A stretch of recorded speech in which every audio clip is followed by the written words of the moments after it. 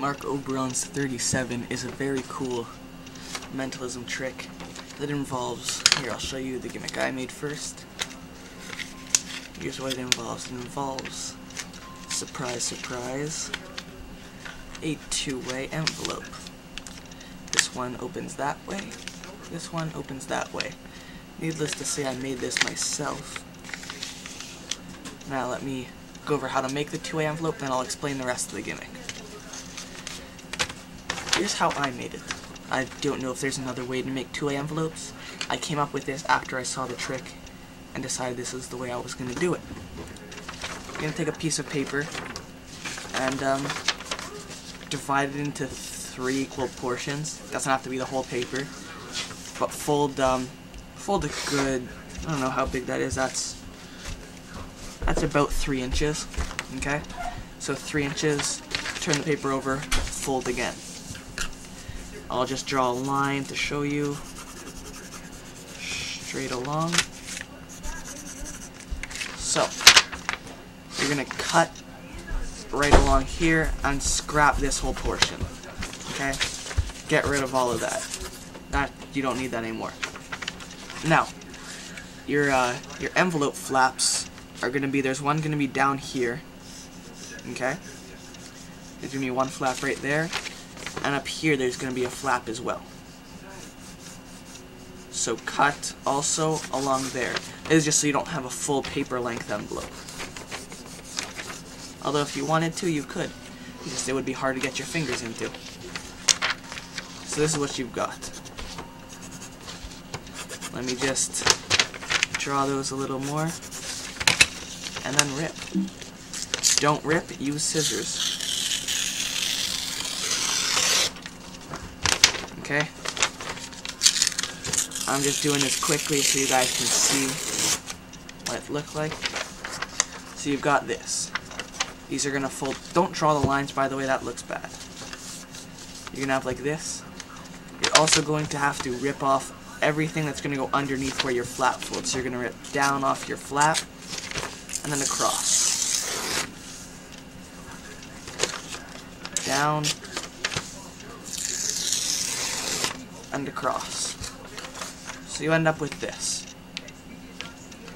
You're going to fold back in, and I'll show you where you put your glue. You put your glue here. Okay? It's going to fold up like this, so you're going to put your glue there and there. Like that. Then here and here.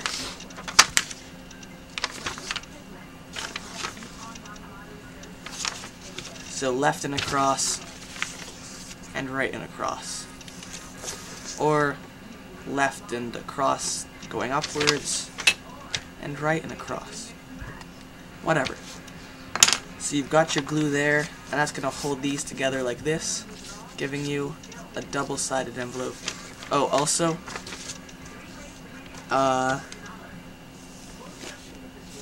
yeah, no, I think I covered everything on making that. So this is going to just fold in there. It also helps if you make these triangular shaped type thing, like my envelope, right, like that, because it just slips into the flap better. Okay, it makes it easier to go in and out. So that's basically how you make a double-sided envelope. From the way I do it, I'm sure Tam has a better way, but that's the way I came up with when I saw this. Now, the rest of the gimmick is, you've got one paper that has the number 37 on it, because that is the most commonly named number. 37. Inside one pocket. Okay, that's the paper you're going to show is only in one pocket at the beginning. Okay? Also, the reason you put the number 37 is because it's the most commonly named. If they name it, you've got the cleanest ending possible. What you've got in the other pocket is, let me pull this out, is 6 pieces of paper. Now I'll call your attention to this. The 2 middle ones are longer than the 2 side ones. If I put them side by side like this, that's what it looks like. I just cut these and made them myself. Now you've got pairs here. You've got 13 and 31. Okay, so you've got 13 and 31. You've got 15 and 35. You can see that through the paper. And it looks the right way on the camera because it's backwards. So 15 and 35. As well as 19 and 39. Okay? So 13, 31 get paired. 15 and 35 get paired. 19 and 39 get paired. I just have them in increasing order. 13, 15, 19. So, here's your setup. 13 and 31 go together, followed by 50, and you're going to want to know where they are. Like, I always put 13, I always put smaller, bigger, smaller, bigger, smaller, bigger. So, 13, 31, 15, 35, 19, 39. And those all go into the envelope.